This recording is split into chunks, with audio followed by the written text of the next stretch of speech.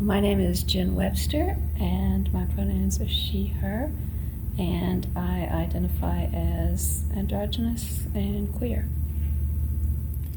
I'm a Maddie Boy Nix, she, her, and identify as transgendered, two-spirited, and asexual. Okay, so my name is Selena Ferrer. My pronouns she, her, hers.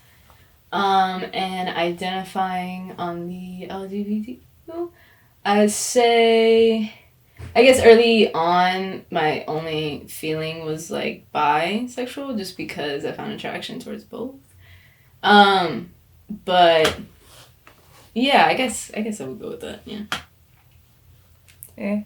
My name is Christina Lee. I am a pansexual, and I go by she, her, hers, unless I'm drag, and I can go by he.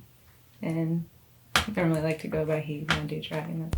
I'm Brit, and I'm a she and lesbian. Yeah. Yeah.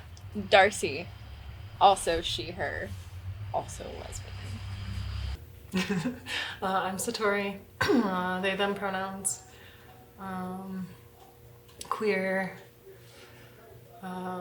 Gender's a hard one because I don't like to identify by what I'm not, but those are the closest identifiers of kind of like agender neutral under the non-binary umbrella.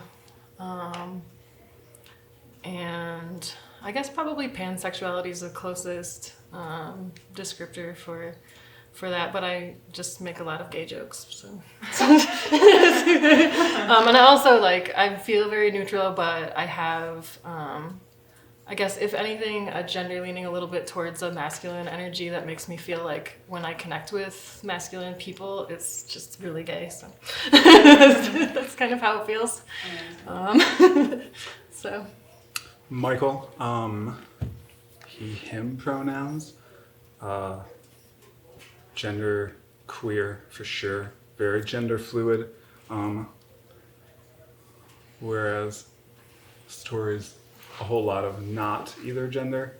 I feel like I'm a whole lot of both, so that falls more in the androgynous side of the diagram. If you Google that shit, it'll pop up. My name is Maddie. I actually use all pronouns, he, she, they. On the LGBTQ spectrum, I just like to identify as queer. I feel like that's the thing that suits me the most. My name is Maria. I identify as a lesbian through and through. Very heavily identify as a butch. I lovingly also call myself a dyke. She, her pronouns. I am Afro-Brazilian, and I'm very, very, very proud of it. Been out for almost a decade now, which is crazy, and it makes me feel very old. It's like 100 million gay years. That's so many years. My name is Bailey, but that might be changing soon, which could be fun. And my pronouns are she, they, which is kind of new. I recently came out as some form of non-binary. I've been calling myself a non-binary femme, but I'm open to that changing. I am queer when it comes to my sexuality. I just love people, really, but definitely very, very, very queer. And also I'm chronically and mentally ill, which very much informs my queer experience and my sense of intimacy in queer relationships.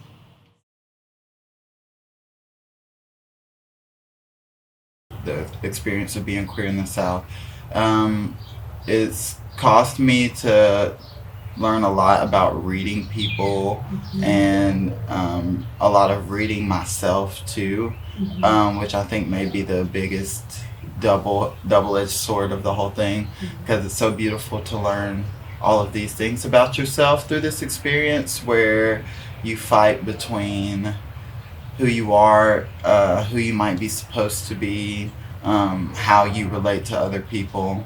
But in all that, there's this amount of growth that I think is not comparable to, I don't know, maybe. Well, I'll just say it's different. It's different than a lot of other ways of living when you're constantly navigating your safety, your identity, having to constantly establish credibility for yourself on the basis of like your humanity. I had asked a friend of mine from college, like, hey, we have like an open spot. If you're interested, I don't know where you're at, but it's just something I thought of you and threw out there. And he was like, man, thank you. That's super sweet. But they kill people like me down there. And that always stuck with me real hard. So I'm kind of aware of that. Like, I don't answer the door like this. I'll kind of like pop out if I have to run to my car or something and realize, anybody out there?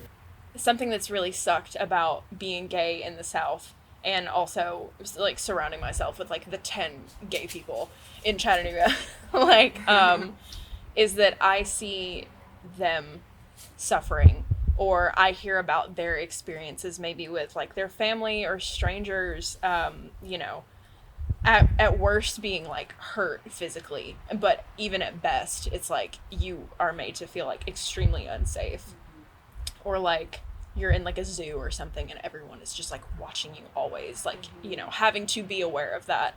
I've been lucky enough to just, I forget sometimes. And then, you know, maybe you'll have like a weird experience at work or, you know, with your family, and I hear about that and it's like a reality check. I'm like, oh yeah, we're not in like a safe space like 80% of the time.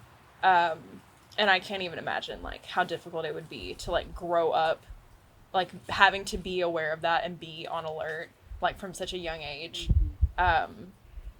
Yeah, so it's more of like I've experienced it through like other people, but that's not to say that, you know, the South is like a total cesspool of just like, you know, shitty, racist, homophobic people. Like, obviously there are so many activists and just like people day to day who are working very, very hard to sort of get rid of that stigma, because you're gonna have like shitty people who judge you and, you know, grew up with like this very narrow-minded sort of like state of mind. You're gonna have that everywhere, not just here. There just happens to be like a pretty like large concentration of them, but I don't know, I feel like with our generation, you know, we're working like extra hard to like be seen now and make it a little more normalized.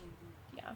Growing up in the South, I moved from Brazil to Alabama when I was like 3, and so I've grown up in Alabama and Tennessee, and now we live in North Carolina, which North Carolina has been the best state so far, personally, to be gay in the South. Yeah, it's a very, very conflicting kind of thing to be.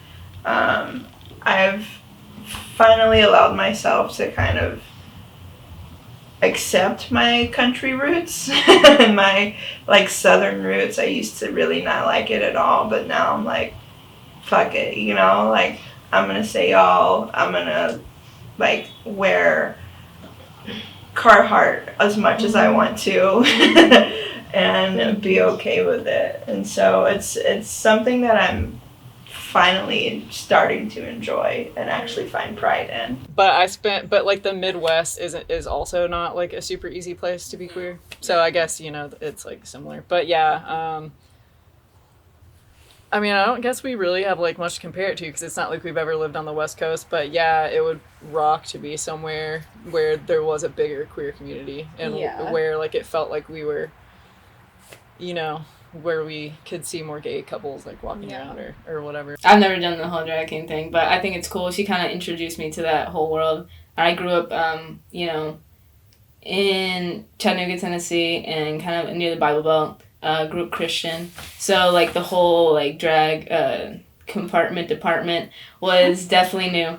Learning more about like Appalachian queers and like how much identity they hold in that has encouraged me to like find a like more solid sense of identity in being like a queer person from the South. But I would be going down to like the underground in Atlanta, Georgia, and go out with a lot of the goths and the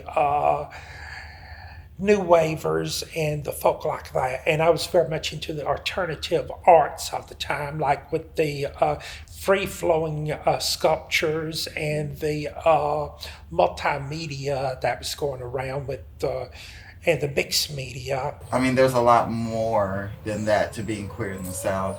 It's really, I think it takes a brave person, a courageous person, a strong person who might not even be strong, but they have no other option, you know? So I think there's a lot to be said about what it is to be queer in the South.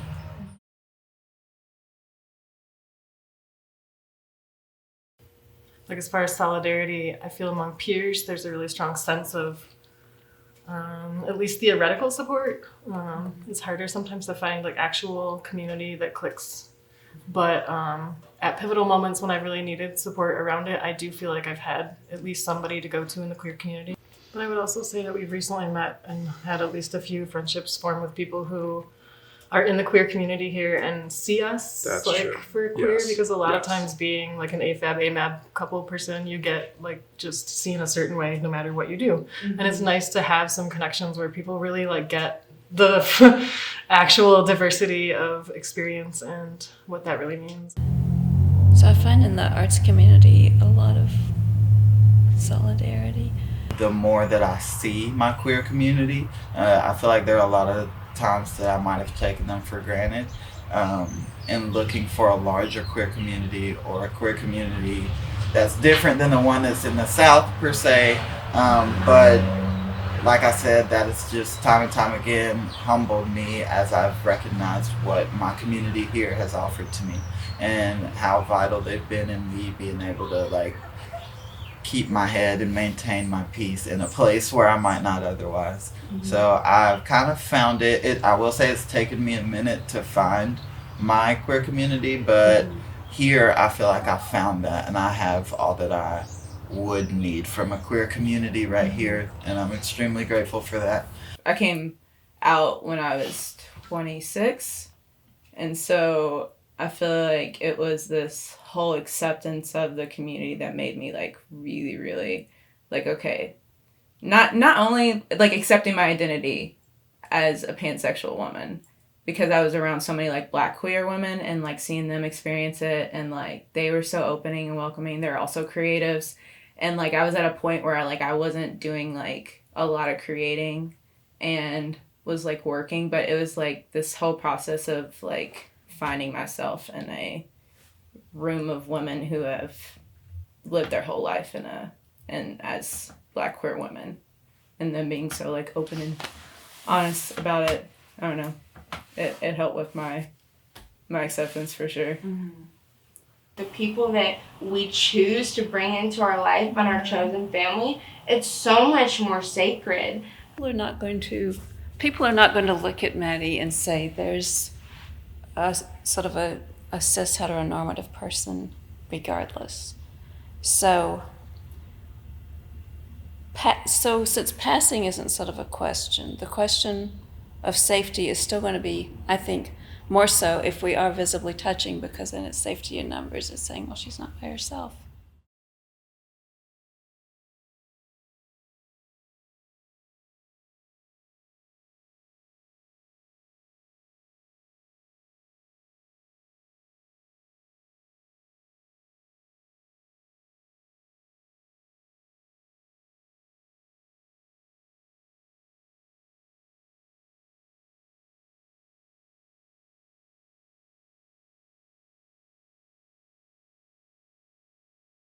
Being in the moment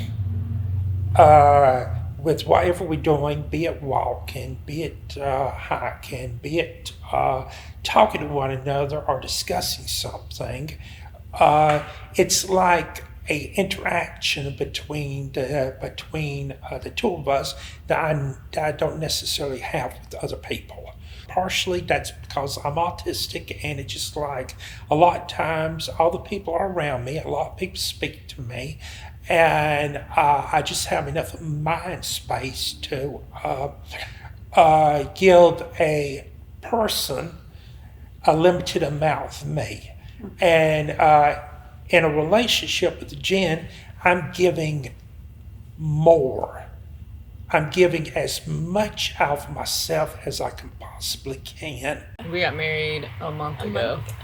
A month ago? Congratulations. Your wedding pictures were gorgeous. Thank you. Darcy makes me feel more comfortable, like, embracing the masculine side. Like, I don't think I've ever really felt as okay with being that masculine with anyone else before her.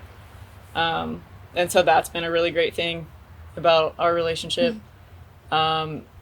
She's the funniest girl that I've ever been with. So she makes me laugh definitely more than anyone else. So that was like a huge plus. I'm really neurotic and serious, like, way too often, and she helps me not get too caught up in that. And she's hot, so that's cool. I mean, you are really neurotic and serious. We spend most of the day, like, even if, like, we're not together, like, just in passing, there's a lot of just, like, small touches, which kind of, for me, mean a lot more than, like, grandiose kind of gestures. Film relationship, or, like, woman-female relationship, however you want to put it, there's a lot of, like, small intimate touches, or just, like, small moments kind of throughout the day, instead of, like, because I don't understand men and I don't want to. I like that when Christina goes into a room, she always can give an exuberant amount of enthusiasm to whatever person. And she's super friendly, like, people get naturally attracted to her. Just her inviting warmth, like, her affirmations, she's very, like, love your shoes, girl, like, where you been at, you know? And so, like, I think I like the value of, like, respect that people give her, of just, like, this is a person that's not coming in for harm, and, like, she's real just, like, kind of flow adaptive in that way in public spaces. So I think that I'm proud to, like, have somebody that's just, like, kind of, like, flourishing on their own, doing their own thing.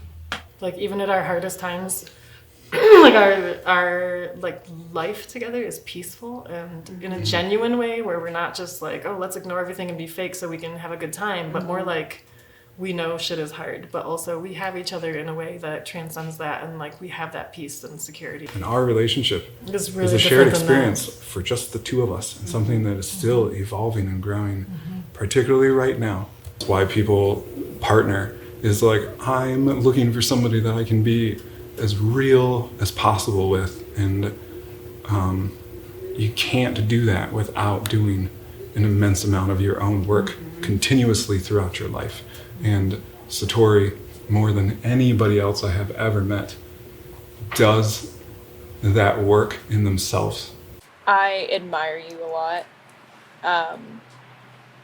You know, your work ethic and the fact that your brain is just wired, like, so differently from mine. Like, we're very much, like, type A, type B, like, you know, like, totally opposite ends of the spectrum, like, personality-wise.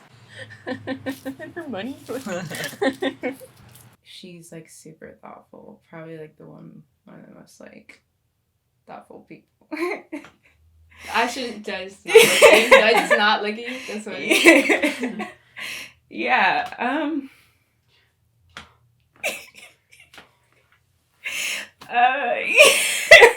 What? I'm, like, really bad with, like, surprises or whatever. Oh yeah, let's be surprised there, yo. I be getting her all the time. Biggest... She just, like, does, like, sweet stuff all the time. Like, just, like, I was having problem, like, organizing, like, all my, like, sewing materials and all my art supplies, and I had to go to work while she was like, I was working, and she, like, came back and organized all my stuff for me, and, like, she's just super thoughtful. I feel like to be in love with any person, it's like you're able to see that person's best self, even when they're when they're absent from it. Maybe they're having a moment or a day or a month, but you still have the ability to see that. So I feel like it's a gift of seeing, and how that happens for one person or another. It may not be that, like, I may not fall in love with person X, but it's not because they're any less wonderful. It's like you have the gift of seeing this particular person.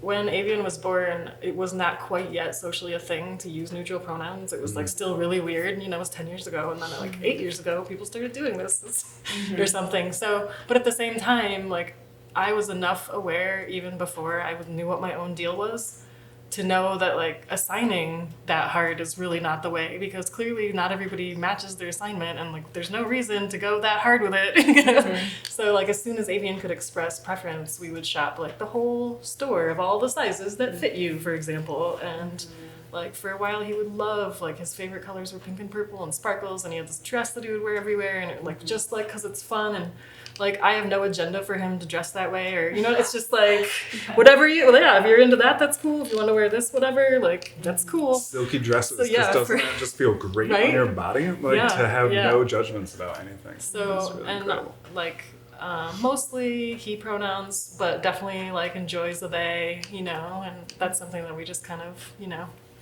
ask about once in a while. But just he grows up in a world where like this is the water he swims in. Like providing him with educational materials at an appropriate age that, like, I think queerness can come with more of like a sense of curiosity and exploration of yourself and your sexuality and your gender and like all of these things that kind of the heteronormativity culture is like tightly clamped around. You have to constantly, put them in this way of being, and this is kind of like, here's some information and see what you think, and and it's just a really different process, at least than we ever experienced. So While trying to figure it out, your default is to say, well, I've seen my parents do this, I see this represented, so I'm going to try and fit that box as a dad, as a husband, and then you find that works for you or it doesn't. And for us, we found that it really didn't. like your mom parent had top surgery and your dad parent wears skirts, and like definitely he hears about like us being non-monogamous to some extent ever, like so we don't like lay out all of our adult things to him, but like he's here, like, and that's just a whole kind of like I can't imagine perceiving my parents being like autonomous and secure. He's the only one that, since Satori started using they them pronouns, I do not believe after the first month or two I have ever heard him like accidentally use a female pronoun ever. And now we'll be outside looking at a bug and I'll be like look at his little antennae, and he'll be like, they. Their antennae. Their antennae. Thank you. Correct.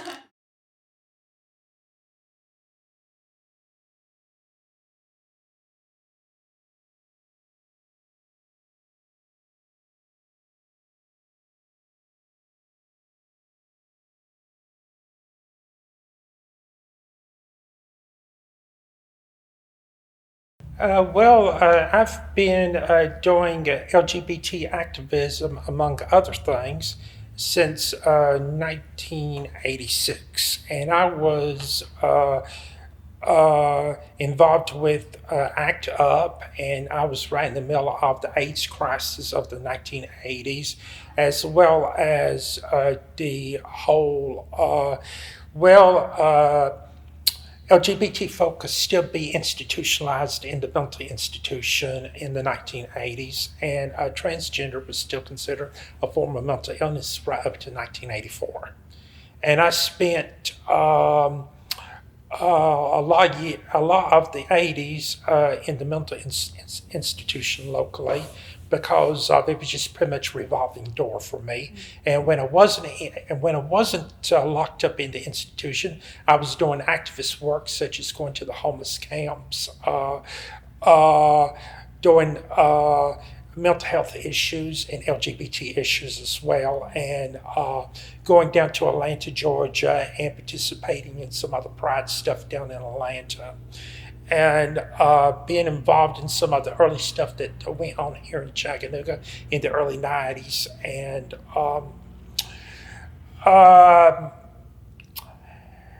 just by being involved in it a long time has made me something of a historical antidote locally. And a lot of the young folk hear about me through stories and what have you, of things I've done in the past. Both of us was at the same concert in Atlanta at the same time in the 90s, but Yeah. it was just a large auditorium, and she was in her space and I was in my space. It was And the peep show for AIDS benefit.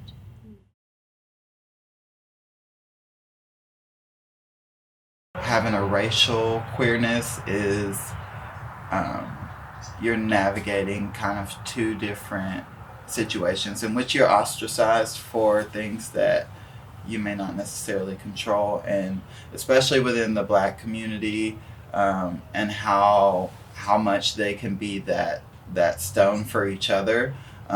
Being queer in a community like that, I don't know, it just feels different.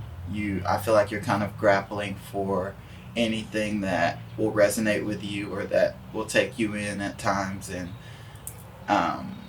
but one thing that I will say is that it's caused me to kind of approach all different people with the same kind of base, because I know how it would feel for somebody to exclude you based on anything that is like not in your control. And so when I'm meeting people, I automatically, it kind of humbles me in that aspect to kind of take everyone at face value, because I feel like for so long when you're queer, you're just trying to get by, passability and stuff like that, and it's really hard to connect genuinely with people. And so yeah, I think it's also a beautiful thing that we don't take that for granted. And in general, I dress more feminine at home in my own safe space. When I am out anywhere in public, if I'm working, I put on my man suit and zip that up. And if it's actually my own free time to go out into the world, not at work, which is rare as a parent and everything else, there's usually some form of like a combination. I really have been finding that expressing something where it's far more androgynous, but like still, if I'm walking by, anybody would be like, that's a queer person. And if I don't feel like I'm showing that, I don't feel totally comfortable. Mm-hmm. I've always felt like pretty comfortable being androgynous, and maybe on the inside I even like feel more masculine for sure. She feels more comfortable than I do, for sure. Again, like our upbringings were really, really different. So I feel more comfortable when I feel like we're amongst like-minded people, like our friends and just like at shows and stuff like that. But when we're out in public, as far as like being at the grocery store or anything like that, she's a lot more comfortable. I love being like super that, gay at the so. grocery store. Yeah. But I would have to say like kind of the opposite of how she, like, I told her I've kind of had like a weird feeling about public display of affection and things like that. I think it's like a form of respect I naturally was brought up in, and kind of, don't be all over each other at grandma's house, you know what I'm saying? Like, you don't do certain things to, in inappropriate spaces. But for me, I still kind of feel at times like uncomfortable, and it comes to the point of me having to track back that, I don't want to make this person feel uncomfortable. And I think that is something I'm still growing in, because that's not easy to be fully expressive. I'm naturally goofy, and I think it helps me with being just like, with everybody and my friends. But yeah, it's definitely one of those things. It's a process. Yeah. With it. And that's due to the trauma of early on, not being accepted and tucking it away, not showing anybody. So that's a touching one for me. I don't know why. Back in Chattanooga, there's definitely some spaces where like we weren't ever like scared, but it was you get the look and you're like, fuck, like, all right. And as I got older, I felt like the intimacy was very important. And if I was going to be in a relationship with somebody, it's very important to me to have a public display of intimacy so that everybody knows that I'm in a relationship with this person versus it's a hidden secret that to be somewhat to be ashamed of.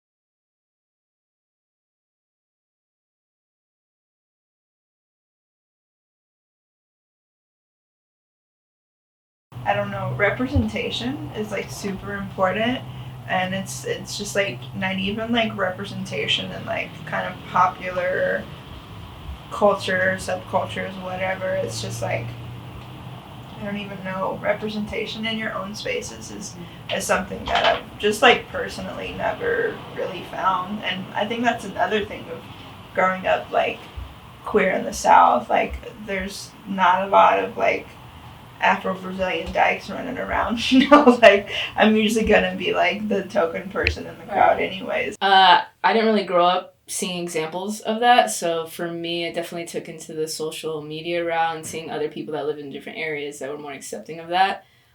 So for me, I was kind of like a techie kid, like getting on stuff, just kind of seeing like, oh, okay, like people dress like this, I can dress like that, like, and be more comfortable in that way, which I think is important. So that's why like being in this generation now, if you bring stuff out, you know, like this and being raw and like telling people, oh yeah, like I went through that and that was tough. I think I had my friends that kind of supported it and didn't care, and so that made me more supportive of the stuff that they got judged for. So it was kind of like a full round circle of, you know, okay, different walks of life, and also if somebody's going through the shit I went through, and being in that situation, then I'm gonna support them and tell them exactly like how I got to where I was being confident.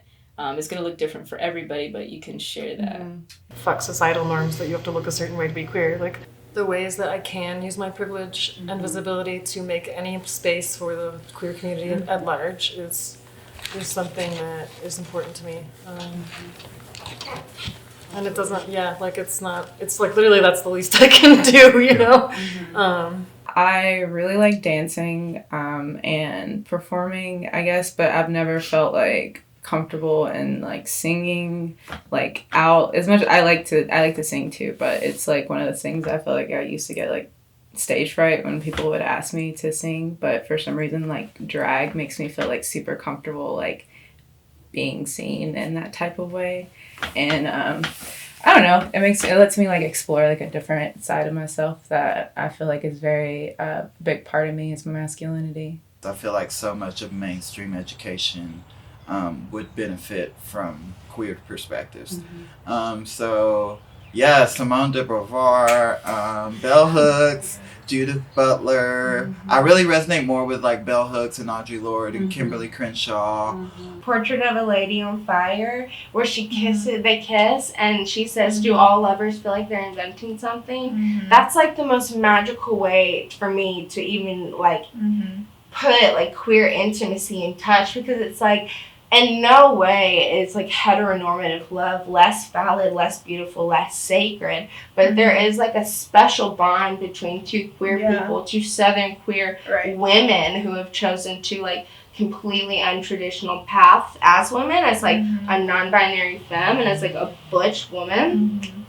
Then for us to like choose one another and like share that with one another, it's just like you do feel like you're creating something. There's something like so unique about it. It's like you feel like certainly like no one else could be feeling that. I love pose. I feel like Ryan Murphy does the queer community right.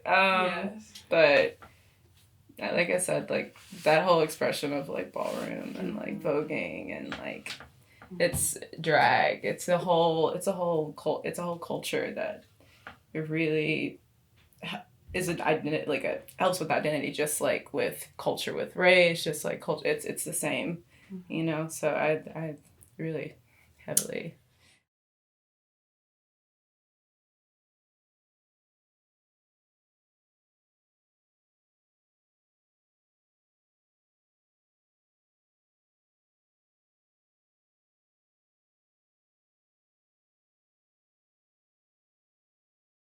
jump to the occasion. Like with queerness, I think that like obviously everybody has their walk of life and how long it takes them to process being confident. But again, I always try to think of like an aspect of giving to somebody that is going through that horrible point when you've already passed that. So like for me, no matter what confident or what state you are with your sexuality, with your identity, we live in a time now where it's around us and you can't have any excuse but to try to see it because it's there. So like that's something I've realized and kind of have jumped to the occasion. Like I ask people no matter what, if somebody's going through it, I'll try to talk to them and let them express, because literally one of the only things that I struggled with so hard was expressing myself. When you don't see things, you don't know how to be something that's not accepted. So it's like just the simple act of listening to somebody. Had I had that when I was going through all that shit, of just having somebody hear me, that's what got me out of something, like out of the situation that the I feel so alone. Yeah, the conflict that you have.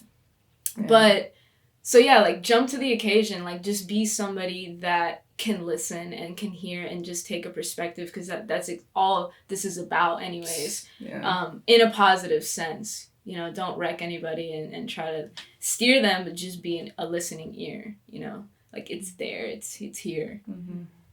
We have a lot of times, I don't want to speak for every gay person, but, like, we have tried, like, being straight or, like, tried intimacy with people we're not attracted to. And so when we do actually find and get to experience that like actual attraction and intimacy and all of this, it's like, fuck. That's literally such a good point. That's what it's supposed to be. And like, such a good point. I don't mean to like, I'm not like distance like straight people or like hetero people, but like they don't get, like they don't have to do that process of elimination. So it's just like, they're in this lane and they're like, all right, let's go. The autonomy and security, like having both of those is just like people almost think of them as conflicting ideas, but if you can find a way to grow both of those in your relationship and in yourself, it's completely different, right? And like for some people that might be non-monogamy, and for some people it might look like a different agreement about monogamy, and that's like not necessarily, like it's only relevant to how we do it for us. But I would tell my younger queer self to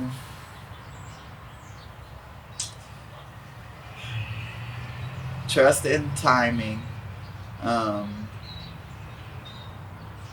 trust in yourself, to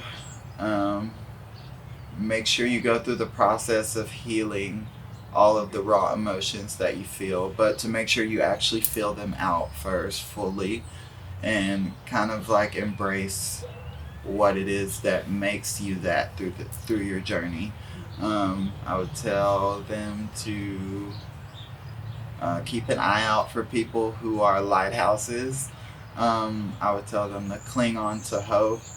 I would tell them to not feel any limitations as to who they can be as a person, and to make sure that's at the center of your life and your peace as you move forward. I would just like to say to all the queer people out there, thank you for being who you are, and you're an inspiration to everybody each day that you step out of the house, each day that you feel comfortable in your skin or don't, and continue to go throughout life feeling that way. You're an inspiration to us all, and nobody takes you for granted, and we love you, and don't worry, because it's going to be okay, and there's always love for you, and you just have to keep your eyes open for it. We can get distracted, but it's always there.